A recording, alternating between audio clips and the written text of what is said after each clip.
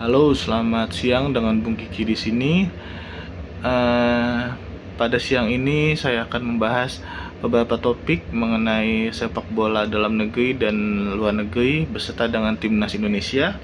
Yang pertama, kita akan membahas mengenai kedatangan Coach Patrick ke Indonesia bersama dengan asistennya Coach Denny Lanzard dan Coach Alex Pastur, di mana kedatangannya kali ini untuk melihat para pemain timnas Indonesia yang kemungkinan bisa dipanggil saat nanti melawan timnas Australia dan Bahrain. Jadi Coach Patrick memantau langsung pertandingan antara Persija dengan PSBS Biak dengan skor akhir 2 sama, di mana gol pertama diciptakan oleh Gustavo Almeida pada menit ke-20. Kedua ada Julian Velasquez pada menit ke-26. Lalu gol ketiga dibuat oleh PSBS Biak oleh Takuya Matsunaga pada menit ke-62, membuat keunggulan PSBS Biak menjadi 2-1. Namun gol penyama kedudukan dibuat oleh Muhammad Raihan Hanan pada menit ke-68. Namun akan tetapi pada menit ke-34 pencipta gol pertama PSBS Biak mendapatkan kartu merah, yaitu Julian Velasquez pada menit ke-34. Jadi amat sangat disayangkan kalau misalkan masih bertahan, PSBS Biak mungkin bisa meraih kemenangan karena dia pada pertandingan ini hanya bermain dengan 10 pemain. Yang menarik pada pertandingan ini,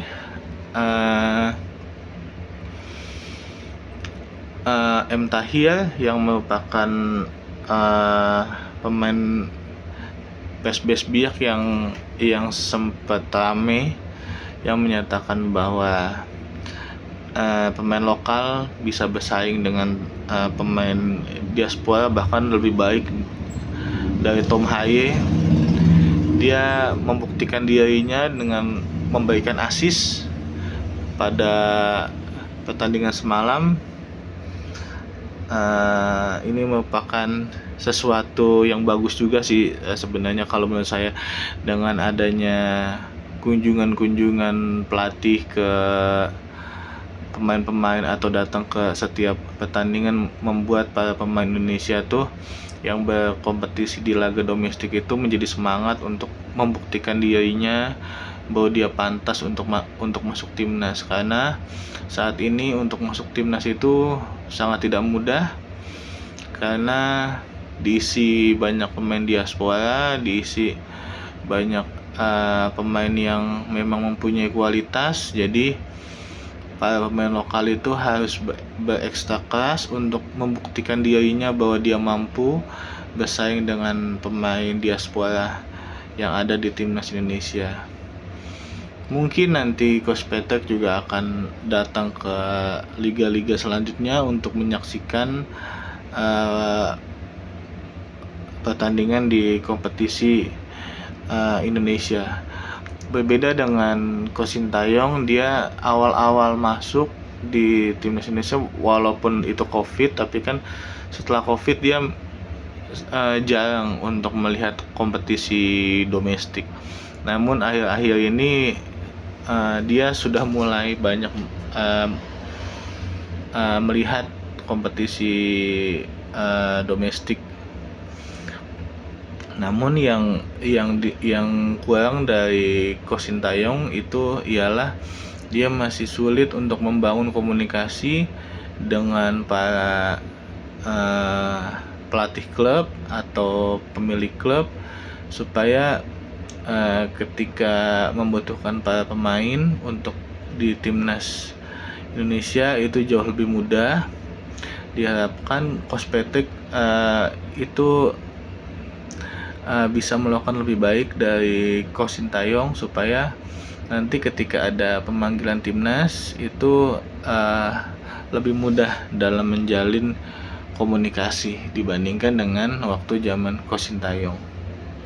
Lalu kita bergeser ke Liga Inggris, di mana pertandingan antara Man United dengan Crystal Palace 2-0 dimenangkan oleh Crystal Palace. Kita melihat bahwa Man United menggunakan formasi 3-4-3, sedangkan Crystal Palace menggunakan formasi 3-4-2-1. Nah, pada pertandingan semalam terlihat bahwa dominasi itu terlihat dimiliki oleh Man United, di mana dia membuat 17 kali tembakan, sedangkan Crystal Palace hanya 11. Lalu yang ke arah gawang itu ada 2 untuk Man United, sedangkan Crystal Palace itu ada 3. Lalu penguasaan bola Man United itu jauh lebih tinggi, yaitu 67%, sedangkan penguasaan bola itu Crystal Palace hanya 33%. Lalu akurasi operan itu Man United itu 82%, sedangkan Crystal Palace itu 65%. Jadi kalau dari segi permainan, dominasi jauh lebih baik dilakukan oleh Man United dibandingkan dengan Crystal Palace, tapi efektivitas lalu dalam menjaga pertahanan itu Man United masih memiliki kekurangan. Seharusnya dengan formasi 3-4-3 itu kan bisa jadi 5 back kan. Harusnya pertahanan Man United itu jauh lebih baik dibandingkan menggunakan formasi 4-3-3. Namun ya balik lagi ke para pemainnya, terlihat sekali bahwa masih kurang solid antar lini, terutama di lini belakang yang dimainkan oleh Man United. Dan pelanggaran Man United itu ada 12, sedangkan Crystal Palace itu ada 3. Kartu kuning ada 3 untuk Man United, dan Crystal Palace itu hanya 1. Dan tendangan sudut itu sangat banyak sekali. Man United itu ada 11 kali tendangan sudut, sedangkan Crystal Palace itu 0. Jadi hasil pertandingan semalam membuat Man United itu berada di posisi ke-12, sedangkan Crystal Palace itu berada di posisi 12. Jadi Man United ada di 13, sedangkan Crystal Palace itu ada di posisi 12. Jadi hanya selisih 1 poin antara Crystal Palace dan Man United. Kalau Man United bermain seperti ini terus dan hasilnya selalu mengalami kalah dan seri, itu hanya selisih 4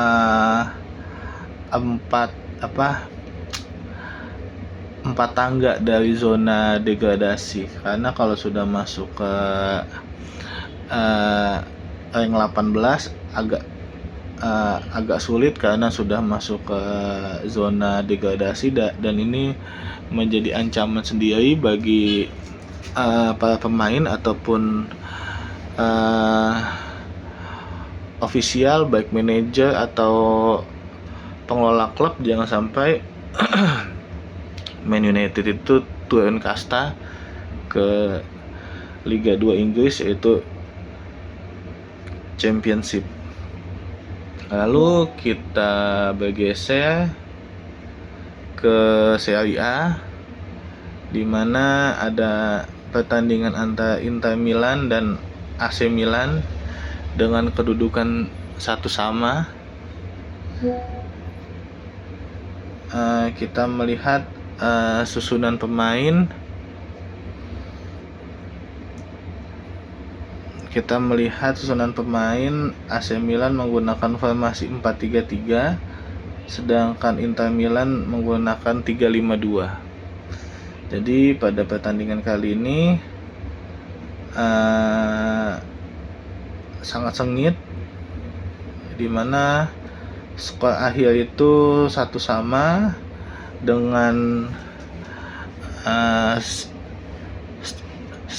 statistik tembakan yang dilakukan oleh AC Milan itu sama-sama sebanyak 10 kali, Inter Milan juga 10 kali.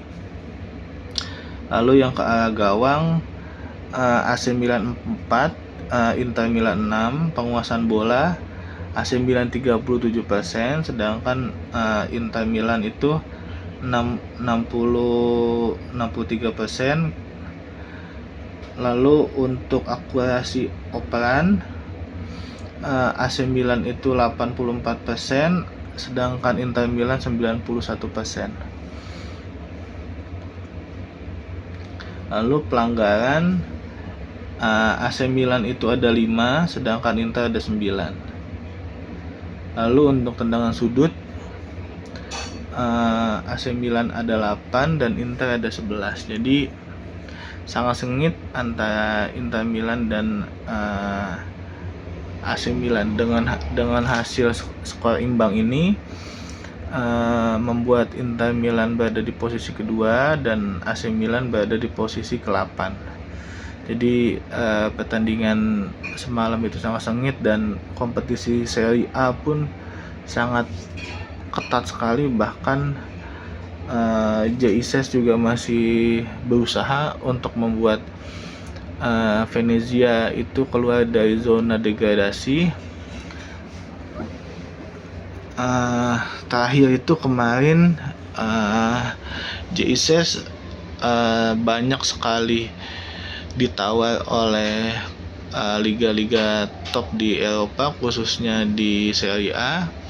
Banyak diincar oleh Juventus, AC Milan, Inter Milan, bahkan Ibrahimovic pun berusaha untuk mendatangkan dia dengan berusaha nego membantu AC Milan untuk mendatangkan JICES.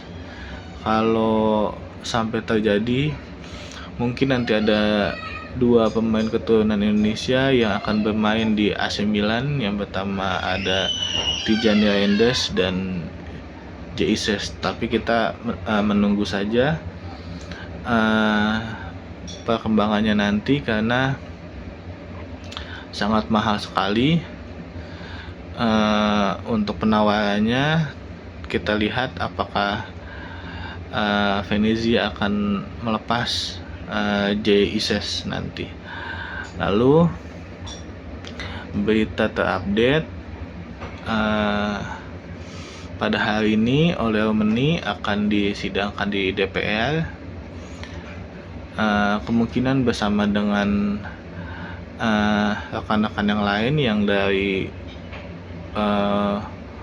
U23, Dion Marks, tim Japans, itu kemungkinan akan bareng bersama dengan Ole Romani. Namun info yang terakhir untuk Jairo masih belum, karena masih ada berkas yang belum dilengkapi oleh PSSI, jadi belum bisa menyerahkan ke Kemenpora. Jadi ini masih ditunggu untuk pemberkasannya, untuk untuk Jairo. Semoga berkas itu bisa segera disiapkan dan bisa langsung diajukan ke Kemenpora untuk segera diproses, karena mengingat waktu yang ada sudah tidak begitu banyak. Jadi kita memerlukan tim yang cepat. Kita harus bergegas demi sepak bola Indonesia, supaya kita bisa tampil di Piala Dunia. dengan masuknya Ole Meni diharapkan itu membuat lini depan timnas Indonesia semakin solid. Dengan adanya formasi 4-3-3 di mana lini depan kita akan diisi oleh kemungkinan juga ada Akna Oratmangun, lalu juga ada Reinders, mungkin dia bisa ditaruh di depan, tapi kita lihat saja nanti dengan skema total football yang dimiliki oleh Belanda, apakah mampu jauh lebih baik dengan skema itu atau lebih buruk dibandingkan dengan compact defense yang dilakukan oleh Coach Sintayong dengan formasi 3-4-3-nya. Jadi kita akan menyaksikan pada bulan Maret apakah timnas Indonesia bisa mampu tampil lebih baik. Jadi saat ini sudah tidak ada lagi kata proses bagi timnas Indonesia. Kita harus menunjukkan hasil. Jadi hasil harus dibuktikan saat ini karena kita ingin tampil ke Piala Dunia. Bahkan Pak ET juga beberapa waktu lalu sudah datang menemui para pemain diaspora untuk meminta masukan mengenai perkembangan sepak bola Indonesia, apa yang harus ditambahkan dan apa yang harus dievaluasi bagi timnas Indonesia. Jadi itu merupakan sesuatu yang baik, dan Coach Petek juga dan Coach Alex juga sudah menyaksikan permainan timnas para pemain yang main di Belanda ataupun di luar negara Indonesia. Seperti kemarin Coach Alex sudah mendatangi Eliano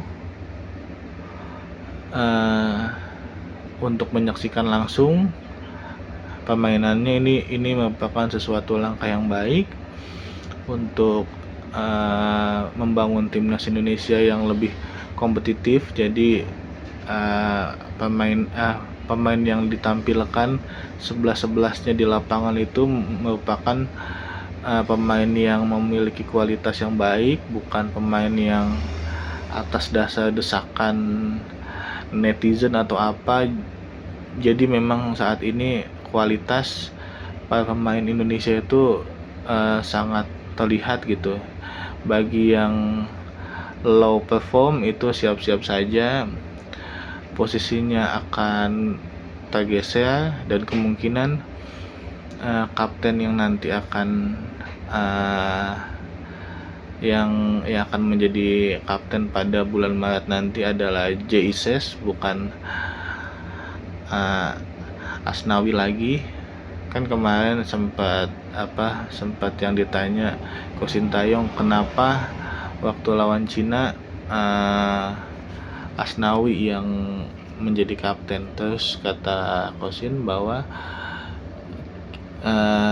kapten timnas Indonesia sebenarnya itu Asnawi, Ises itu wakil kapten. Kemungkinan nanti Coach Patrick akan berubah, kemungkinan yang akan menjadi kapten itu ialah Ises gitu. Lalu ada info terbaru lagi, infonya Simon Tamata akan menjadi dirtek timnas Indonesia karena ketahuan follow IG timnas Indonesia dan Pak ET. Jadi ini menarik banget karena sepak bola Indonesia sudah dilirik dunia, khususnya di Belanda, karena banyak pemain asal Belanda pergi ke Indonesia untuk bermain sepak bola. Jadi kita akan melihat apakah nanti Om Simon Tamata akan menjadi bagian dari timnas Indonesia, karena banyak yang bilang bahwa Simon Tamata merupakan pendukung LMS yang merupakan gerakan separatis yang ingin membuat negara sendiri di Indonesia, apakah dia akan gabung? Karena kan kalau kita ngelihat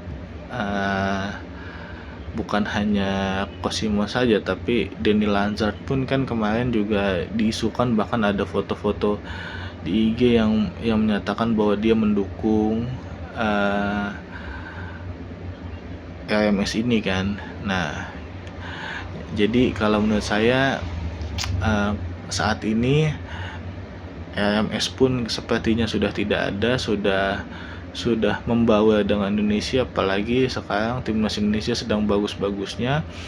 Tidak mungkin bagi setiap pelatih tidak ingin bergabung dengan timnas Indonesia. Jadi kita saksikan perkembangan timnas Indonesia ke depannya.